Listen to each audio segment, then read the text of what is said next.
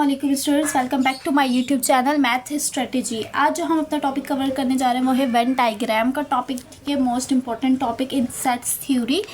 अब हमारे पास Venn diagram class, Venn diagram में क्या होता है? वेन डायग्राम में हमारे पास एक होती है बाउंड्री, और बाउंड्री के अंदर हम जो है अपने सेट्स लिखते हैं। ठीक है, और ये जो बाउंड्री होती है ये इसके अंदर क्या सेट होता है? यूनिवर्सल सेट होता है। ठीक है, बाउंड्री के अंदर हमारे पास होता है यूनिवर्सल सेट, और उसके अंदर हमारे पास मजीद जो सेट्स होते हैं ए बी के सेट्स होते हैं। ठीक है, ए बी सी भी हो सकता है अगर आपको वहाँ पर सी सेट भी मौजूद है। ठीक है, ओवरलैपिंग सेट होते हैं, इनको क्या कहते हैं हम? ये क्या है? ओवरलैपिंग सेट है। ठीक है, ओवरलैपिंग सेट है, मतलब ये है क्या है कि ओवरलैप कर रहे हैं एक दूसरे में। ठीक है, एक होता है डिसजॉइंट सेट जो कि बिल्कुल हम अलग अलग सेट की, यानी कि यूं हम लिख दें तो वो कौन से होते हैं? Disjoint set, but these are overlapping set. ठीक है, क्योंकि ये दोनों क्या हो रहे हैं? एक दूसरे में कंबाइन हो रहे हैं। ठीक है, वेन डायग्राम का जो क्वेश्चन होता है वो हर साल बोर्ड के एग्जाम्स में आते हैं, हर साल। ठीक है, तो वेन डायग्राम को समझना बहुत इंपॉर्टेंट है, कोई इतनी मुश्किल बात नहीं। अब देखें, जैसे कि हमारे पास बेसिक ऑपरेशंस होते हैं ना आंसर पे, union, intersection, difference, symmetric difference, complement, तो इन्हीं चीज़ को हम वेन डायग्राम में भी यूज़ कर सकते हैं। तो कैसे? अब देखें, सबसे पहले हमने क्या करना है? Union and intersection of set. तो union and intersection of set, अब देखेंगे ए सेट है या बी सेट है? ओवरलैपिंग सेट है। अब हम यूनियन में क्या करते हैं क्लास?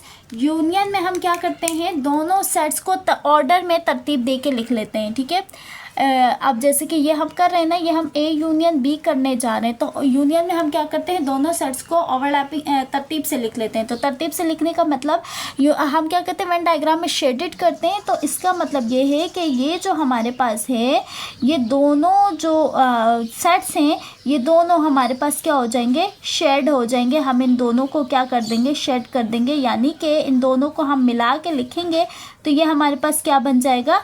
यूनियन बन जाएगा। हम इन दोनों को क्या कर सकते हैं? यूनियन, मतलब दोनों को तरतीब दे के लिख दो। और हमेशा याद रखिएगा कि वेन डायग्राम में इस तरह से शेडेड रीजन हम शो करते हैं। ठीक है, अच्छा, अब बात करते हैं इंटरसेक्शन की। अब हमने क्या करना है? इसका ए इंटरसेक्शन बी निकालना है। तो अब देखिए, यूनियन में अगर हम ऑर्डर दे के लिखते हैं तो इंटरसेक्शन में हम क्या करते हैं? कॉमन पार्ट लिखते हैं। ठीक है, दोनों सेट्स के दरमियान जो कॉमन पार्ट आता है वो लिखते हैं। ठीक है, अब देखें, ये ए सेट है, ये बी सेट है, तो इन दोनों को कॉमन पार्ट क्या होगा क्लास? कॉमन पार्ट जो ये ओवरलैपिंग सेट, यानी दोनों यार ये, यानी ये जो पार्ट है वो ए का भी है और बी का भी, यानी कि ये वो पार्ट है जो दोनों में क्या आ रहा होगा? कॉमन, यानी सेम आ रहा होगा।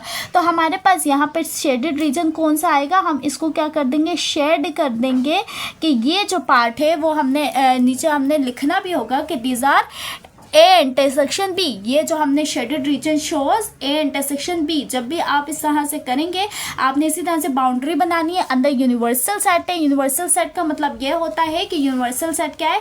आपके पास जो ए और बी है, उन वो तमाम जो सेट है वो यूनिवर्सल सेट में आ रहे हैं। ठीक है, आप कह रहे हैं कि universal set is a super set, यानी कि उसके अंदर तमाम सेट्स, तमाम वैल्यूज आ रही होती हैं। ठीक है, तो आपके पास और अंदर ए और बी सेट हो सकते हैं, इसके बाद सी भी हो सकता है। अच्छा, अब देख लेते हैं हम डिफरेंस। ठीक है, अब डिफरेंस में हमारे पास क्या होता है क्लास? डिफरेंस में अगर मैं आपको बताऊं कि डिफरेंस में हम क्या करते हैं, यूँ लिखते हैं ए माइनस बी। पहली ए की ब्रैकेट आती है, दूसरी बी की ब्रैकेट आती है, तो बी की ब्रैकेट को पूरा कैंसिल कर देते हैं। ए में जो बी के एलिमेंट होते हैं उनको भी कैंसिल कर देते हैं, और रिमेनिंग क्या बचता है? ओनली ए सेट बचता है। ठीक है, रिमेनिंग ओनली क्या बचता है? ए सेट बचता है। बी सेट पूरा क्या हो जाता है? कैंसिल हो जाता है। ठीक है, तो अब आप देख लें कि आपने अगर इसमें आपने शो करवाना है ए माइनस बी को। ठीक है, आपने यहाँ पे शो क्या करवाना है? ए माइनस बी को। दो सेट दिए हुए ए और बी के, और आपके पास ए माइनस बी। तो देखें, बी का सेट पूरा कैंसिल हो गया, और ये कॉमन पार्ट है ना, ये वो पार्ट है जो ए और बी में आ रहा है, ये भी कैंसिल हो जाएगा। तो बचेगा क्या? Just a. क्या बचेगा?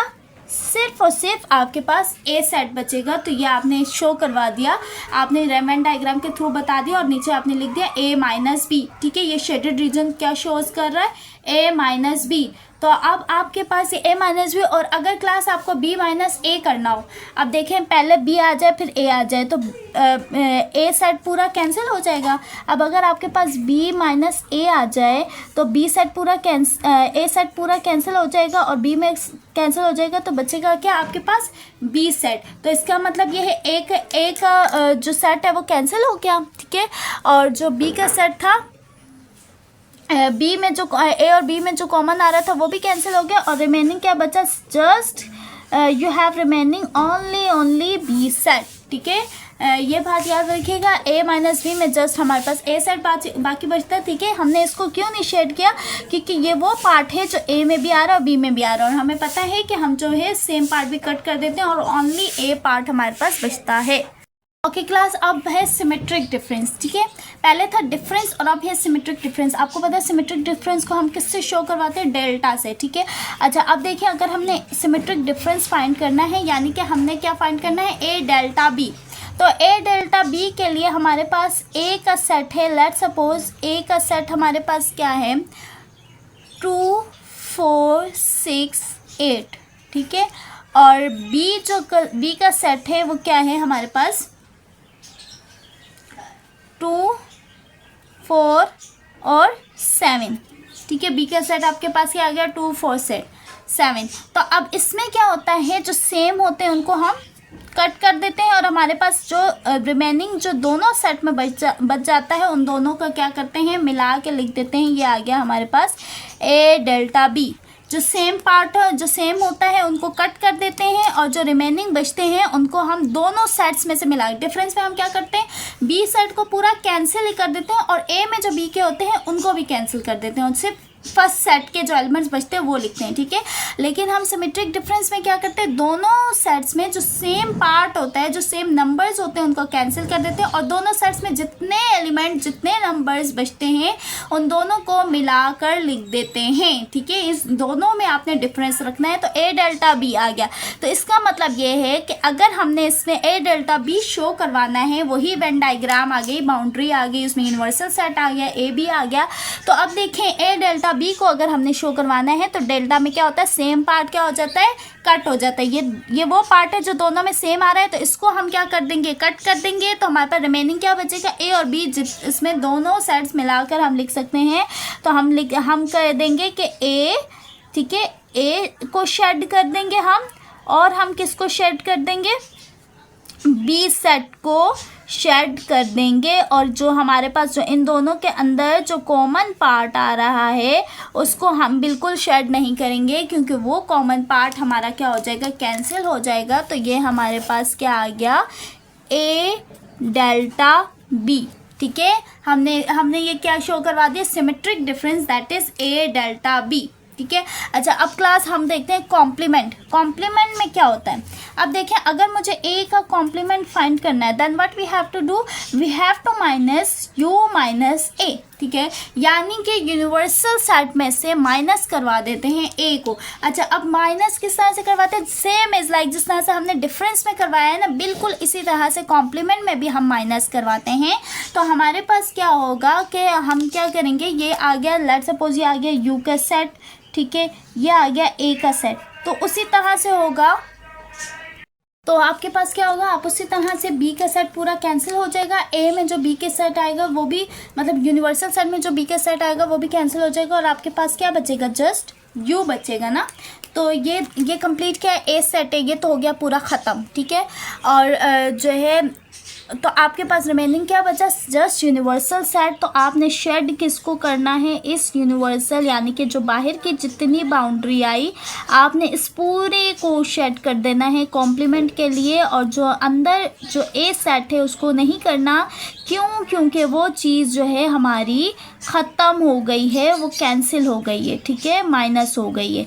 ये बात याद रखिएगा कि कॉम्प्लीमेंट में हमेशा जस्ट हम क्या करते हैं, बाउंड्री आती है हमारी, ठीक है। ये एक सेट था तो हमारे से बाउंड्री आ गई, अगर इसके साथ दूसरा सेट होता तो इस बाउंड्री के साथ क्या होता कि वो सेट भी हमारे पास क्या हो जाता, शेड हो जाता। तो ये हमारे पास क्या आ गया, ये हमने क्या शो करवा दिया, ए कॉम्प्लीमेंट, ठीक है, ये हमने एक कॉम्प्लीमेंट। अब कॉम्प्लीमेंट को थोड़ा सा और दो सेट्स पर भी करके देख लेते हैं कि आपको इजीली समझ आ जाए। ओके क्लास, अब हमारे पास अगर लेट्स सपोज जैसे ए कॉम्प्लीमेंट पहले मैंने आपको सिर्फ एक सेट पे बताया ना, तो ये ज़रूरी तो नहीं एक सेट हो, दो सेट भी हो सकते हैं। अब देखें, अगर मेरे पास ए और बी दो सेट हैं, ठीक है, और मेरे पास इसके सेट्स भी गिवन हैं यूनिवर्सल ए और बी के। अगर मैं सेट्स लिखना चाहूँ, सेट्स के थ्रू आपको करके बताऊँ, अब देखें ए के सेट में क्या है 1 3 5 7 9, ठीक है। ए और बी में जो सेम पार्ट आ रहा है वो क्या आ रहा है 3 और 5 आ रहा है। अब ए में क्या बचा 1 7 और 9, ठीक है, और बी सेट में क्या बचा 2 4 और 8। और अब इन दोनों में से अगर कट कर दें, यूनिवर्सल सेट 1 to 10 है, 1 आ गया, 2 आ गया, 3 आ गया, 4 आ गया, 5 आ गया, 6 नहीं आया, ठीक है, 6 7 8 9 और हमारे पास रिमेनिंग क्या बचा 10 बचा, ठीक है। अब हमें इसका क्या करना है, बी कॉम्प्लीमेंट फाइंड करना है। What we have to find B complement, ठीक है। तो बी कॉम्प्लीमेंट के लिए क्लास क्या करेंगे, बी कॉम्प्लीमेंट के लिए हमें क्या करना होगा, यूनिवर्सल सेट में से माइनस करवाना होगा बी को, ठीक है। अगर मैं आपको सेट्स के थ्रू समझाऊं तो यूनिवर्सल सेट में से माइनस, अब यूनिवर्सल सेट क्या है, आपका है 1 से लेकर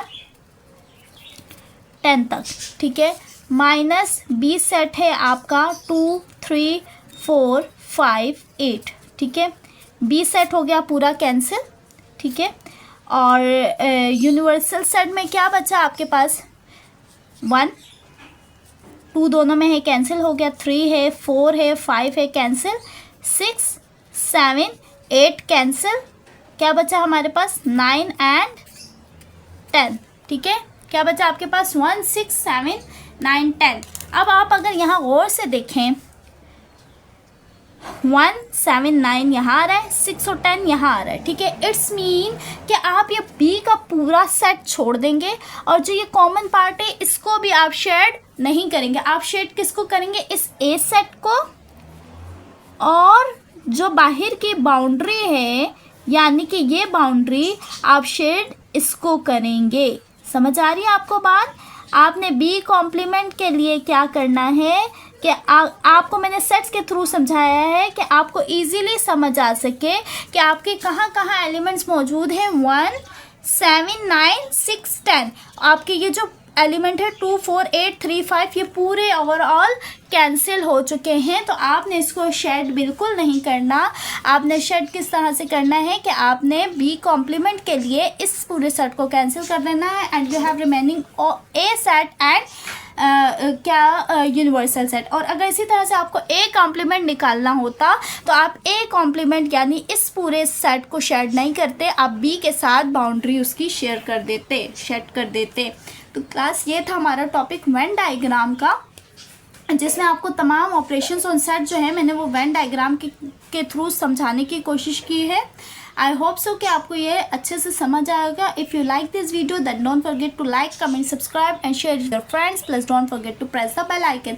आई will be right back with my another amazing video. तब तक के लिए अल्लाह हाफिज़।